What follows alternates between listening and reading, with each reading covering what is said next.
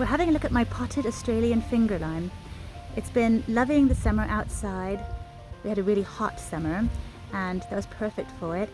During the summer it does like to stay moist though, so I did have to keep watering it, make sure it didn't dry out completely. But it did really like being out here, and the thing is, because they have such small leaves compared to other citrus fruits, they are actually much more cold hardy than other ones, so they can take temperatures down to -5 degrees. But because it's so wet here during the winter, we might not have really cold winters in the UK, but we do have very wet ones. I need to take it inside because it does not want to be saturated completely, and lately the last few days have been raining so much that it's just been pouring on this little guy. You can see his leaves are looking nice and wet and clean.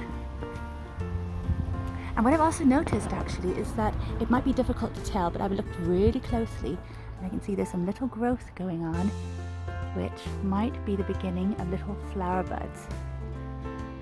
It's really difficult to see because they are so small. There's some little purple bits going on there, which looks really promising. Little nodes there. So hopefully I'll get some flowers at some point soon. I'm also going to have to give it a spray before I take it inside because I've had bad experiences with not spraying plants and then having diseases come indoors and spreading to other house plants. So I'll give them a little spray. I don't like spraying my plants, but I will do that with this guy.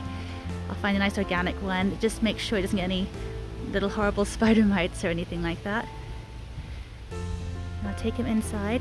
I'm also going to be changing his feeding regime because during the summer I was feeding him a special summer feed. I'll just show it to you.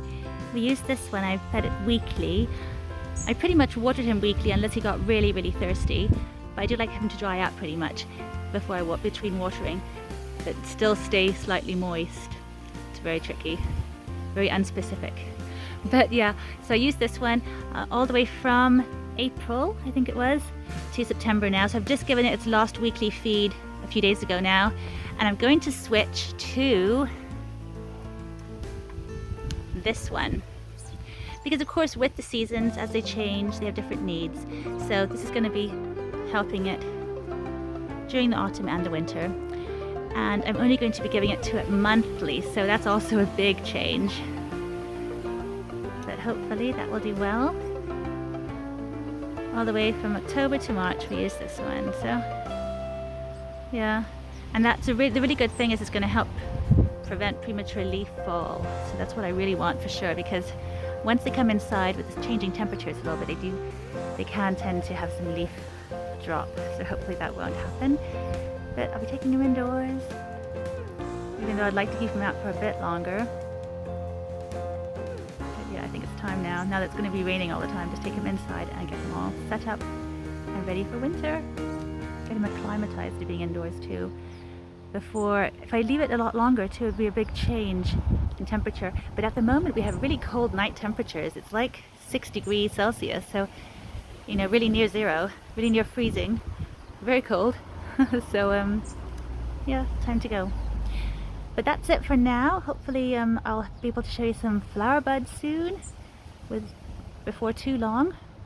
That'll be so exciting. I'll see you next time. Until then, happy gardening!